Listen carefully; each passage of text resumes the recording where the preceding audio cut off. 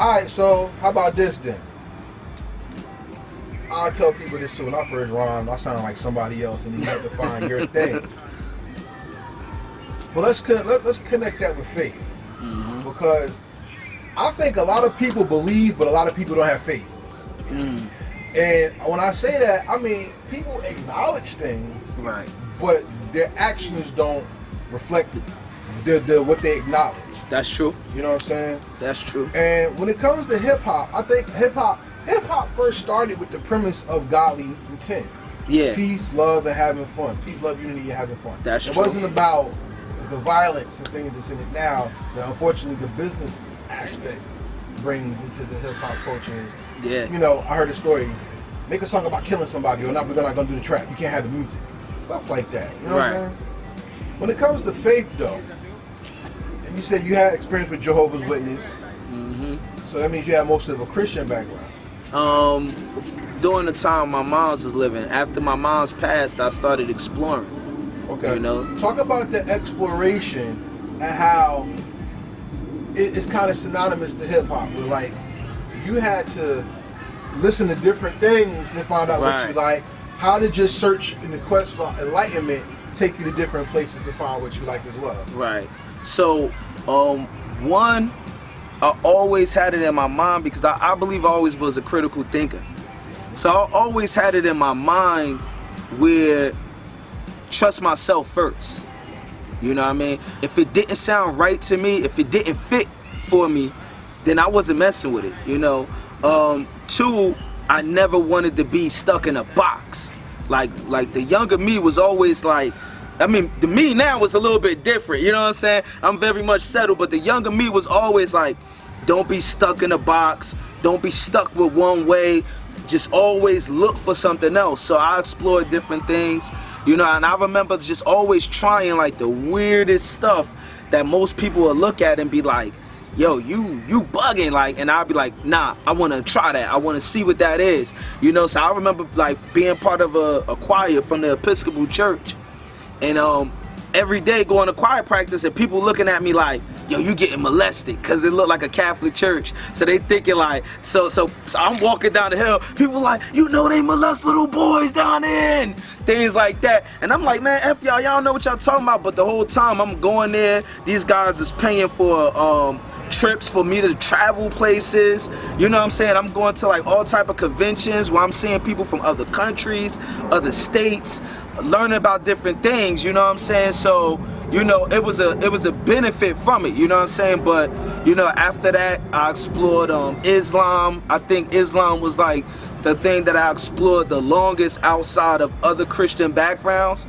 And then it just got to a point where I was like, just straight like, I'm atheist, I don't believe in nothing, you know what I'm saying? And I went through that atheist period, but then God, you know, outside of any religious thought, God just had to pull my ass back down and was like, you bugging, you know? So I had to go through that, you know what I'm saying? I had to go through that to become who I am now. And a lot of times, like even as an Israelite, people are surprised that I have knowledge about other faiths, because my background before learning that I was Israel was just exploring all of these different faiths and cultures.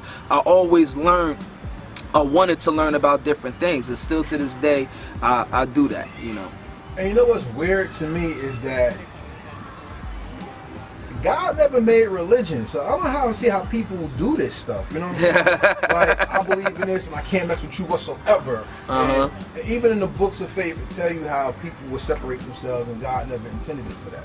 You know what I'm saying? Like, I remember in the New Testament, there's things, we went through this with people we knew. But like, yo, you're not supposed to eat meat. Some people eat meat. And then they're like, yeah, well, you know what I'm saying? Me, I'm going to keep it real, man. I mean, I'm going to take me a lamb sandwich. You know what I'm saying? But that's not something that should cause derision and division amongst people. And just the same way how we could categorize hip-hop. If somebody said Chuck D did a song with Ice Cube, when they did, it was like, oh my God, a gangster rapper and a country rapper, you can't do that.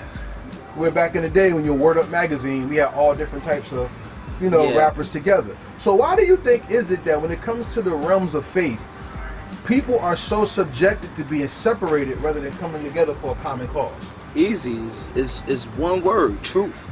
You know what I'm saying? And there could only be one truth. And I guess this is kind of like when me and you would sever at with certain things. I think it was meant to be division. I think there was meant to be a level of separation. You know what I'm saying? And here's my thing, right, with that. Let's say we take God out of the picture, we take religion out of the picture, and we only just deal with history. And we go far back as Mesopotamia and things like that, right? And then you got this one group of people that consider themselves this race of people, but then they doing this because of their concept and the way that they live. But then that's contrary to how you live, because you live in this region and that won't work for you. You know what I'm saying? Separation is automatic, I think. Whether you got God involved or God is not involved, separation gonna be automatic. I mean, you got atheists and scientists that can't even agree on the same concept when it comes to certain things when you're going into details. So, you know, I just think it's just come down to that one word, just truth. You know what I'm saying? Everybody know that there can only be one truth and one way, and that's where the division come. My thing when it comes to that is the lack of respect. That's my thing. You know what I'm saying? I just don't like that. Like me, I know what I believe. You know what I'm saying? I know what I believe is true, but that don't mean that I have to disrespect you because you're in a certain mindset. You know what I'm saying? Because at one point I was in that mindset and at one point I was in a whole nother mindset. So I just think that people do need to learn respect, especially in a society like this where you got so many different races and cultures and religion. You know what I'm saying? We have to learn how to at least understand where somebody coming from, so we're really disagreeing for the right reasons. I always tell people, had a sister call into a class the other night, and you know, she's Kemet, and she was trying to explain why she don't even believe in God, and she was trying to tell me what I believe, and I said, well, whoa, sister, you don't know what I believe.